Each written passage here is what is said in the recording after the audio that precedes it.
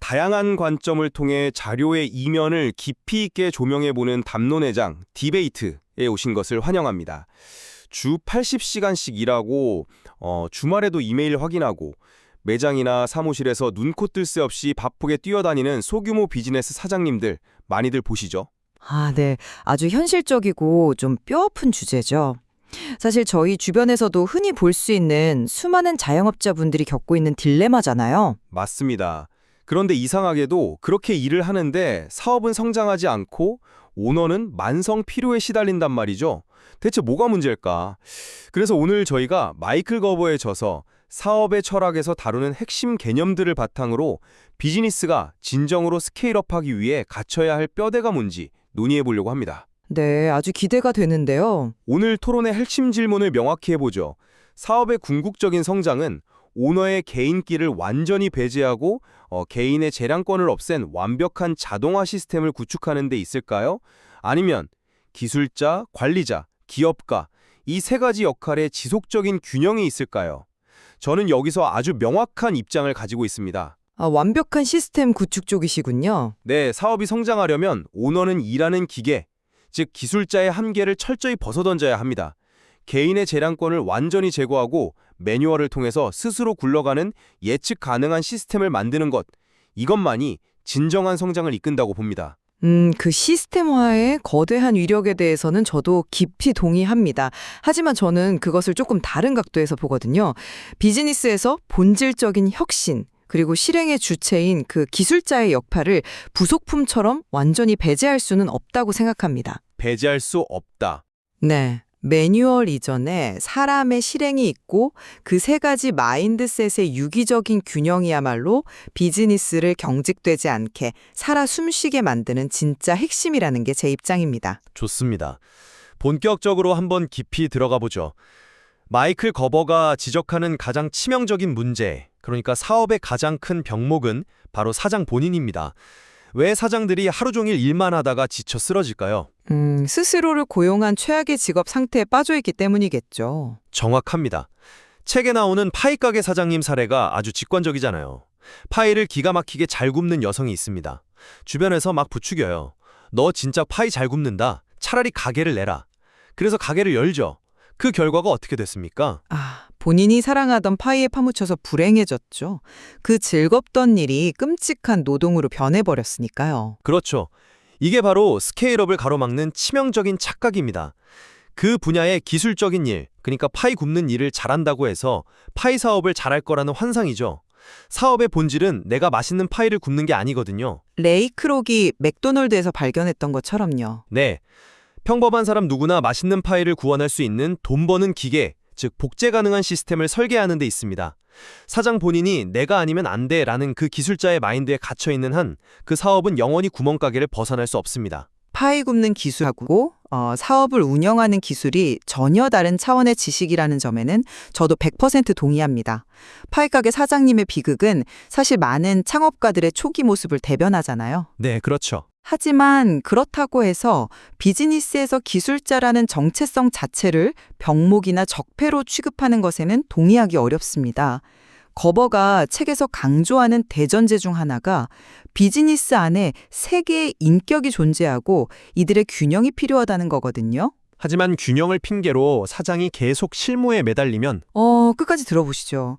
기업가가 비전을 그리고 관리자가 시스템을 짜더라도 당장 오늘 아침에 오븐에 불을 켜고 밀가루를 반죽하는 기술자의 실행력이 없으면 그 비즈니스는 단 1달러도 벌지 못합니다. 물론 누군가는 반죽을 해야겠죠. 하지만 제 요점은 사장이 그 반죽에서 손을 떼야 한다는 겁니다. 심리적인 측면을 한번 볼까요? 사장님들이 왜 모든 걸 직접 하려고 할까요? 누군가를 고용해도 결국 쫓아내고 자기가 다시 앞치마를 매는 이유요? 나만큼 완벽하게 해내는 사람이 없다는 자부심이나 통제에 대한 불안 때문이겠죠. 맞습니다. 바로 그 에고입니다. 내 기술이 최고다. 나의 개인적인 직관과 손맛이 우리 가게의 핵심 경쟁력이다. 이런 자만심이죠. 저는 이 개인의 재량권이야말로 비즈니스 성장의 가장 큰 적이라고 봅니다. 재량권이 가장 큰 적이다? 네, 이해를 돕기 위해 헬스케어 센터의 실제 사례를 구체적으로 뜯어보죠. 예전에는 유명한 센터장 한 명의 직관, 그 화려한 개인기에 철저히 의존했습니다. 이 센터장이 휴가를 가면 매출이 반토막 났죠. 그런데 이 구조를 어떻게 바꿨는지 아십니까? 센터장의 머릿속에 있던 그 빛나는 직관을 쪼개서 운동 처방 시스템 문서화로 만들었습니다. 아, 매뉴얼에 만든 거군요. 단순한 매뉴얼이 아닙니다. 환자가 문을 열고 들어왔을 때 던지는 첫 질문, 엑스레이를 보며 설명하는 멘트의 순서, 첫 5분간 들어가는 스트레칭 동작, 심지어 다음 예약 일정을 잡기 위해 모니터를 돌려 보여주는 타이밍까지 전부 재량권을 없앤 문서로 고정해버렸습니다. 오, 완전히 세밀하게 통제했네요. 네, 그 결과 갓 대학을 졸업한 초보 강사도 이 시스템 안에서는 원장과 거의 동일한 수준의 고품질 서비스를 일관되게 제공할 수 있게 되었습니다. 영어 학원의 사례도 똑같습니다. 영어 학원도 변수를 통제했나요? 강사 개개인의 기분이나 그날의 교육 철학에 따라 수업 퀄리티가 널뛰기를 하던 걸 그 기분이라는 변수를 완전히 제거하고 학원만의 관리 자동화 프로세스로 대체했죠. 비즈니스의 진정한 확장은 사람의 변수를 통제하는 정교한 구조 설계에서 온다는 겁니다. 그 헬스케어 센터와 영어 학원의 사례는 비즈니스가 1단계에서 2단계로 넘어갈 때 겪어야 하는 아주 이상적인 진화 과정입니다. 인정합니다. 하지만 잠깐만요. 그 지점에서 제가 반론을 대기하고 싶은데요. 네, 말씀하시죠. 강사의 기분이나 원장의 직권 같은 재량권을 완전히 제거하고 모든 것을 100% 매뉴얼화하는 것만이 유일한 정답인 것처럼 들립니다. 그런데 그렇게 완벽하게 통제된 환경 속에서 비즈니스의 생명줄과도 같은 혁신은 도대체 어디서 탄생합니까? 혁신 역시 시스템을 설계하는 기업가의 시각에서 나오는 거 아닐까요? 저는 그렇게 보지 않습니다. 비즈니스를 움직이는 3단계 중 첫 번째가 혁신, 두 번째가 숫자로 측정하는 정량화, 세 번째가 체계화잖아요. 시스템화는 두 번째와 세 번째 단계입니다. 그렇죠. 최초의 혁신은 결코 책상 물린 관리자나 구름 위에 있는 기업가에게서 나오지 않습니다. 혁신은 현장에서 땀 흘리는 기술자의 경험과 직관, 그리고 고객과 맞닿아 있는 접점에서의 재량권에서 시작됩니다. 흥미로운 주장이네요. 조금 더 구체적으로 예를 들어 주시겠습니까? 어떤 커뮤니티 비즈니스의 운영 사례를 한번 보죠. 초기에는 리더가 멤버 한 명 한 명을 챙기느라 엄청난 에너지 고갈을 겪었습니다. 그래서 나중에 훌륭한 시스템을 도입하죠. 인원 제한, 4주 단위의 예측 가능한 일정, 그리고 리더가 일일이 댓글을 달지 않아도 되는 인증 자동화 규칙 같은 것들입니다. 아주 훌륭한 체계화네요. 그렇죠. 근데 여기서 질문입니다. 이 훌륭한 시스템의 프로토타입은 어디서 튀어나왔습니까? 하늘에서 떨어졌나요? 아니죠. 현장에서 멤버들과 부대끼고 감정 노동을 해보고 에너지가 바닥나는 고통을 직접 겪어본 기술자로서의 리더가 느낀 불편함에서 출발한 겁니다. 아, 현장의 고통에서 시스템이 태어났다. 맞습니다. 만약 처음부터 모든 것을 매뉴얼로 통제하고 개인의 재량권을 없앴다면 멤버들이 진짜 원하는 게 뭔지 파악하는 최초의 혁신 자체가 불가능했을 겁니다.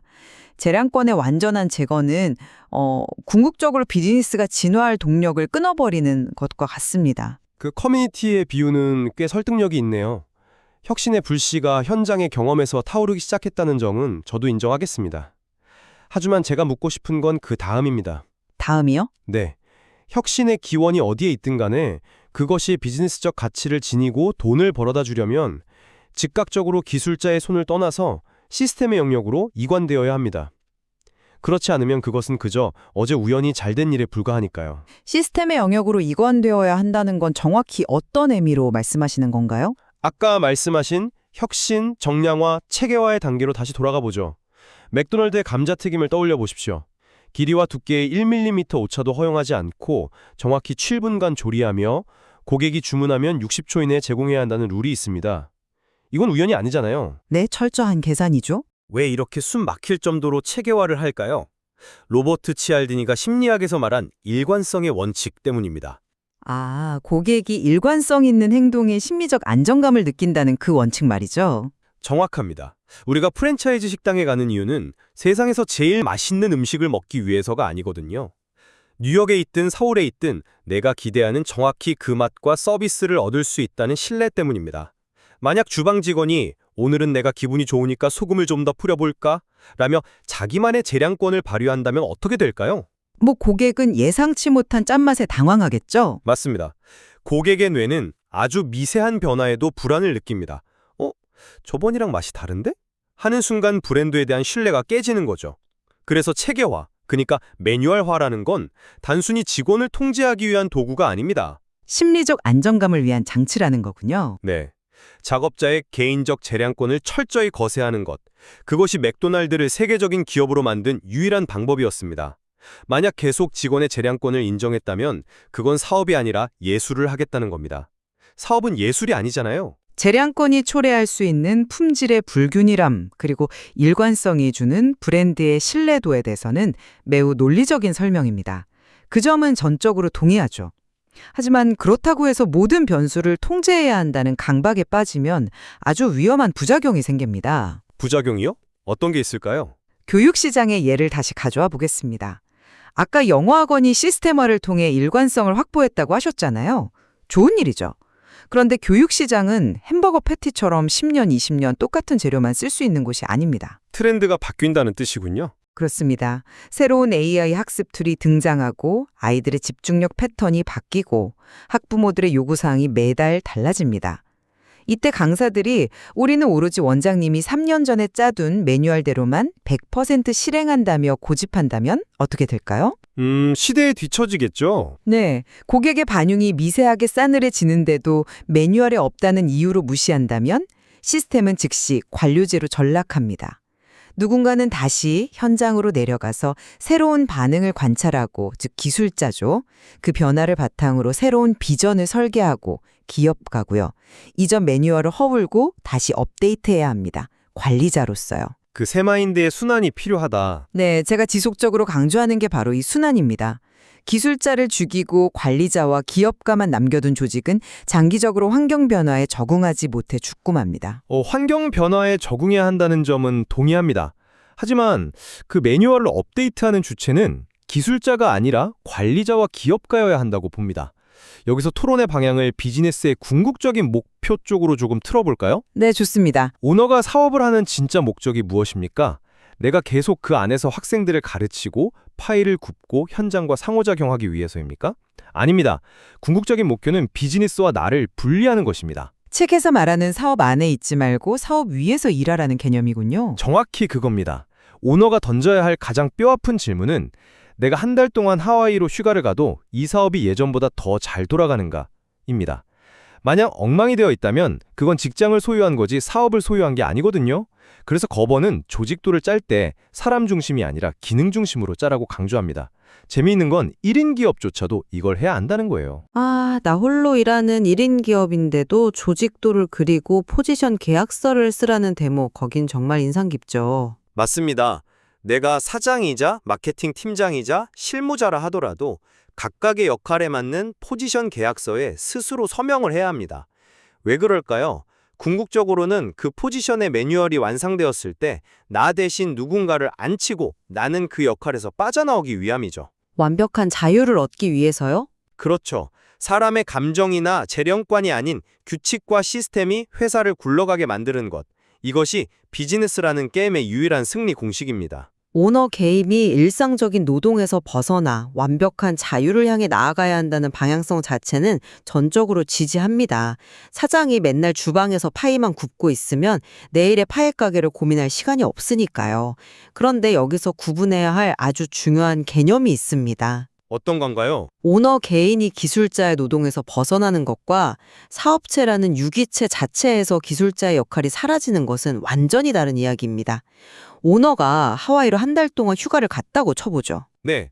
오너는 해변에서 모히토를 마시며 기업가적 비전을 그리고 있겠죠.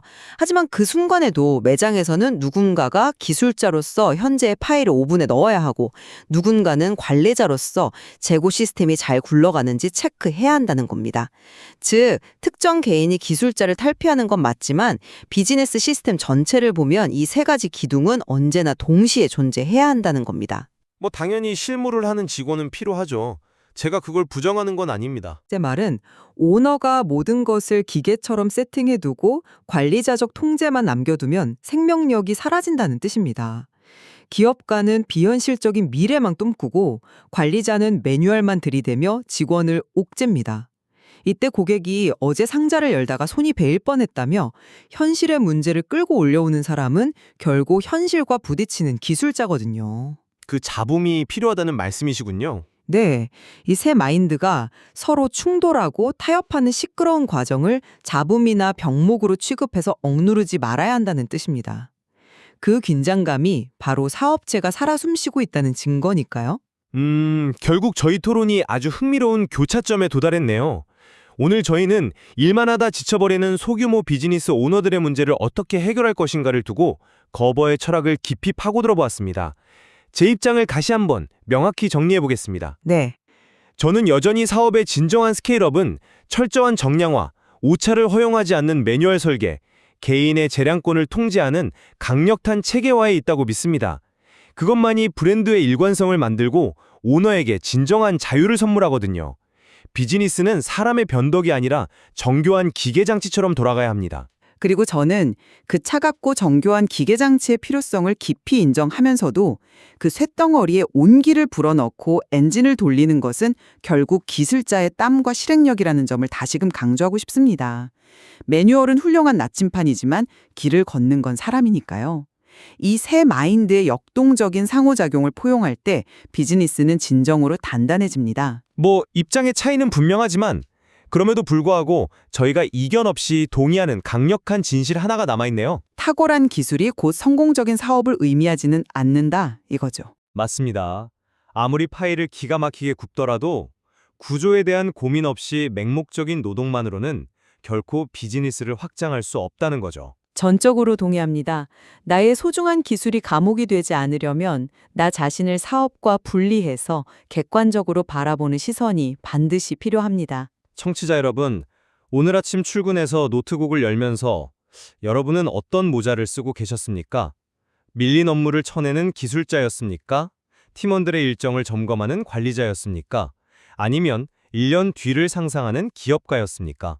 오늘 저희가 다룬 내용 외에도 책에는 로버트 치알디니의 사회적 증거 등 시스템이 고객의 심리와 어떻게 맞닿아 있는지를 탐구할 수 있는 흥미로운 통찰이 아주 많습니다.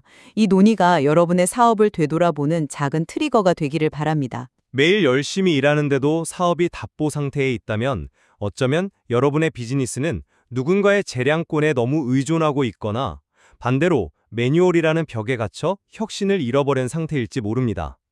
오늘 저희가 나눈 두 가지 시선이 여러분의 비즈니스에 작은 힌트가 되었기를 바랍니다. 저희는 승자를 정하지 않습니다. 결론은 언제나 여러분의 몫입니다. 함께해 주셔서 감사합니다.